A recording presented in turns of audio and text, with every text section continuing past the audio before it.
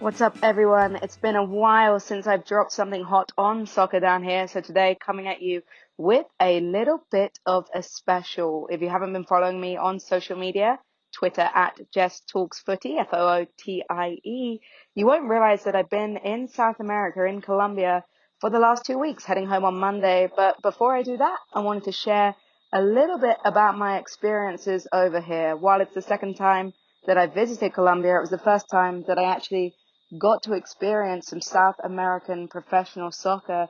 And what better way to do it than with the U23 tournament, the pre-Olympico qualifiers for CONMEBOL, as it was being held here in the city, Armenia, where I come to stay. Armenia and Pareda, the two host cities. And fortunately for me, I got an opportunity to visit both of the stadiums and watch Colombia play twice in the tournament. One loss, one win. But it was a fantastic time, and I really just want to share a little bit about my experiences here in Colombia, how it differentiates from both England and America, and really just what surprised me about the experience. So I guess first it'd be good to touch on some preconceptions that I may have had before watching some soccer in Colombia.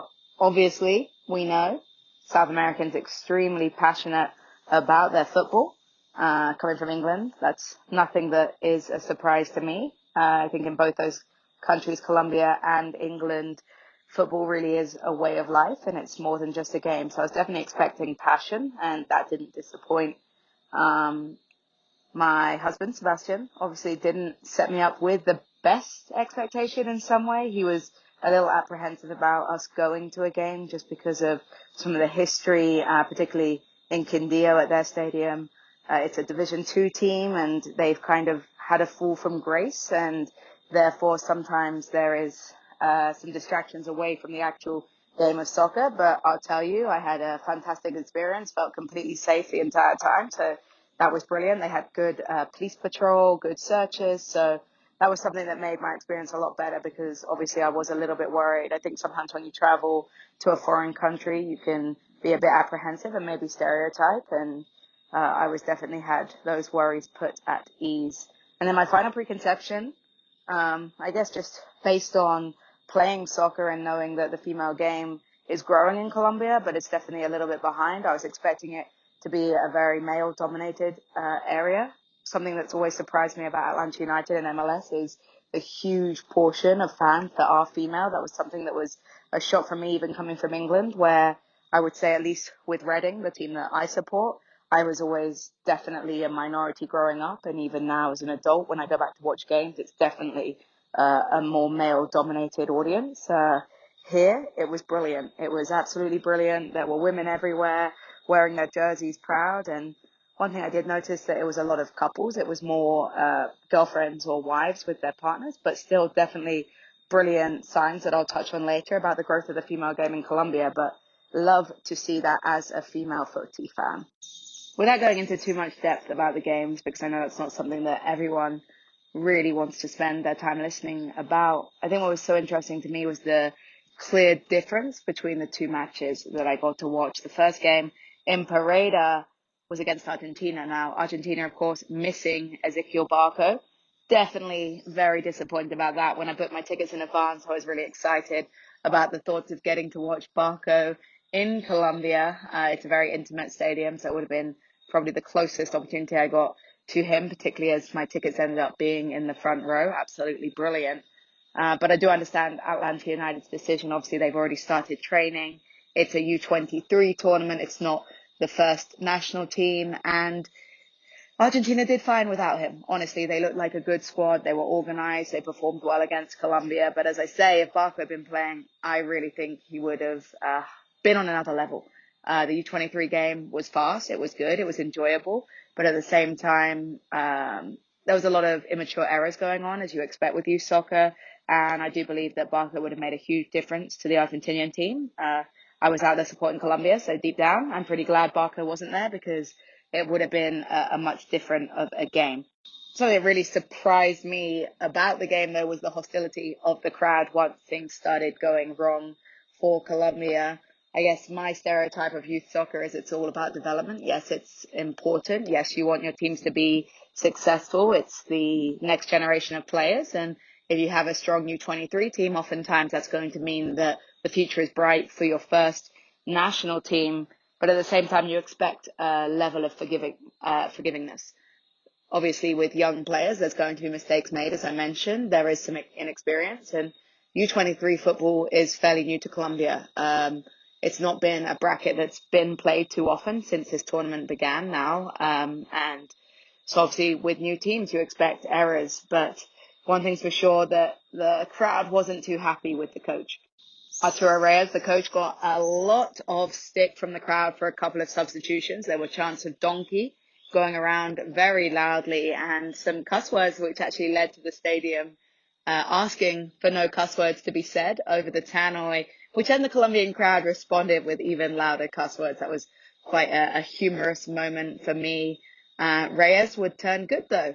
It's the life of a soccer coach, or a football coach, I should say, speaking about Colombia. It's not an easy one, and one minute you can be a villain and the next you can be a hero, and in the second match he was certainly the hero. After the 2-1 loss to Argentina, it's imperative that Colombia picked up a result if they were to stand any chance of qualifying in their second game, this time in Quindío. That stadium was absolutely beautiful. That one just 10 minutes away from where I was staying, so really convenient for me.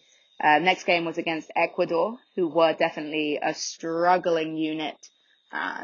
Really not the best team in the tournament by a mile that we got to watch. Obviously, these games were double headers, so if you came early enough, you got to watch all the teams in the bracket play. So that was another cool thing about the ticket. You got 2 games for your money, paid about $12 for a ticket. So fantastic value for money as well for a traveling tourist.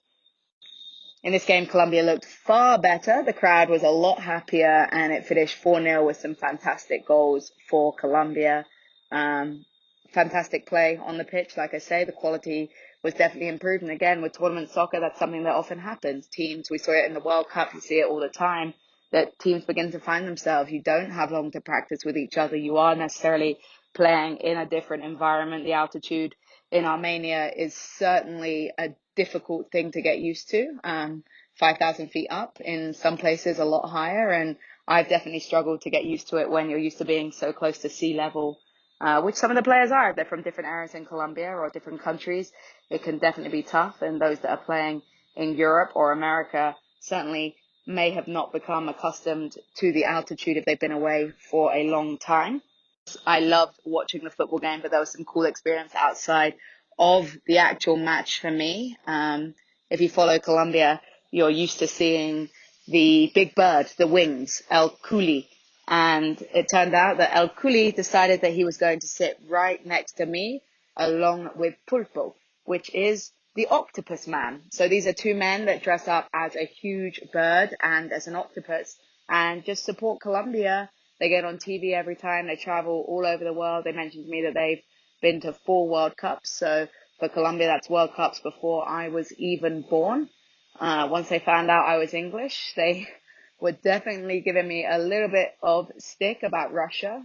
They experienced that loss on penalties. Sorry, Colombian fans, again for that. But it was a great time. It was a really lovely atmosphere, and it just showed the way that soccer and football can bring people together from all areas of the world. And that, yes, there may be some hard feelings about games, but we're all a family when we support football. And it may sound cliche, but it's definitely the world sport. And I can be 5,000 miles from my home in England and 5,000 miles from my home in Atlanta. I can speak basic Spanish at best and still make friends along the way. So I really found that a brilliant experience. That's something that really stood out to me during both these games and following the tournament on TV as well, was the number of MLS players featuring in an international CONMEBOL tournament. Young players too, the youth, the future.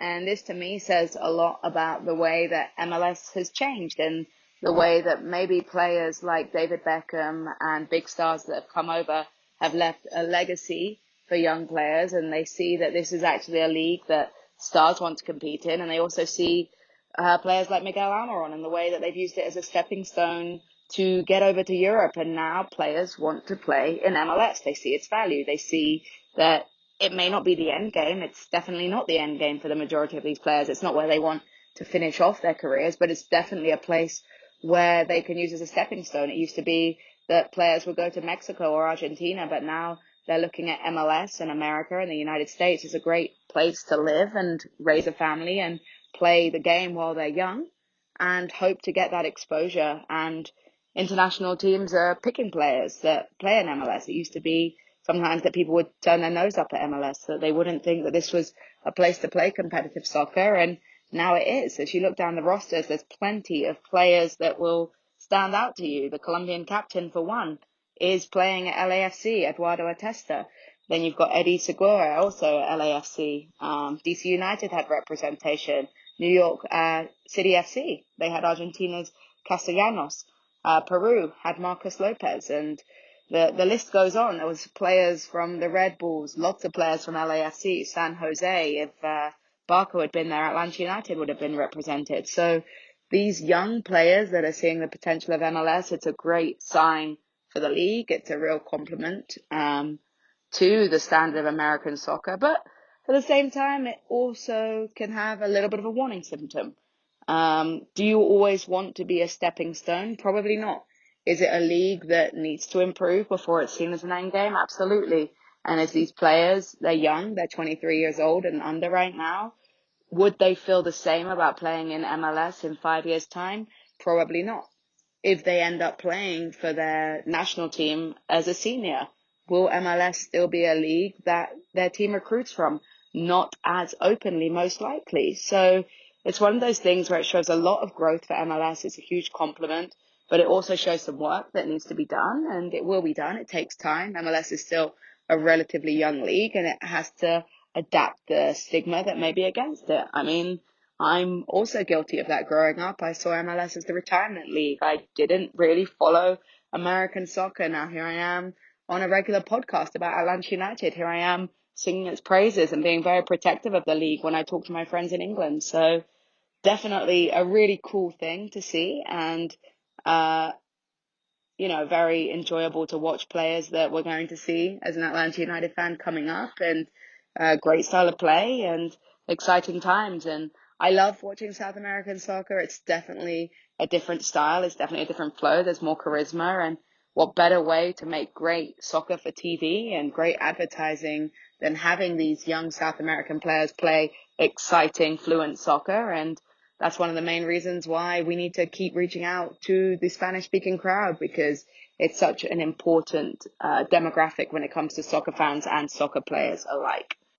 Now, the last thing I wanted to touch on before I get back to enjoying farm life in Quindío, Armenia, is the fact that the female game over here is growing. It's thriving. It's still got a long way to go, but a lot of progress is being made. And again, that makes me extremely happy here.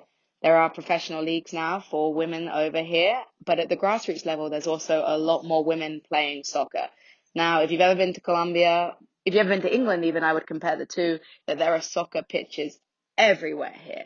You cannot drive down a road without seeing some sort of turf field, a 5v5 pitch, a lot of 5v5 pitches, which I think explains the speed and the style of play that is done here. You have turf pitches on top of malls. You have soccer pitches inside of farms. You have them on the side of the roads in tiny little villages. It's amazing. You can rent them for about $20 an hour and play.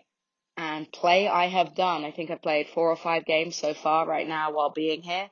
God, it is difficult with the altitude. I felt like a whale most of the time, absolutely, completely unfit. Couldn't keep up. But again, managed to get used to it towards the end and played well. Was the only girl playing within these games, but was definitely really cool to see the reception of people seeing a female play.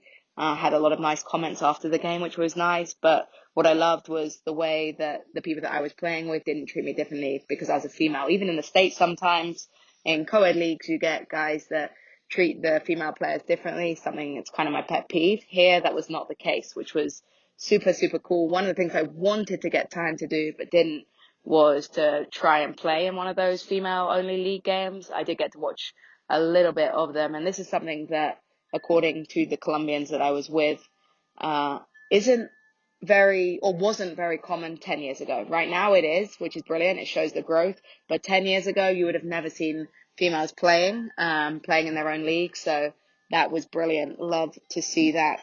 As the female game grows, we're going to see more competitiveness in the World Cup. We spoke about that on this show during the World Cup specials, about how the rest of the world is catching up with the US, how the rest of the world is catching up even with Europe. We saw South American success. We saw Chile.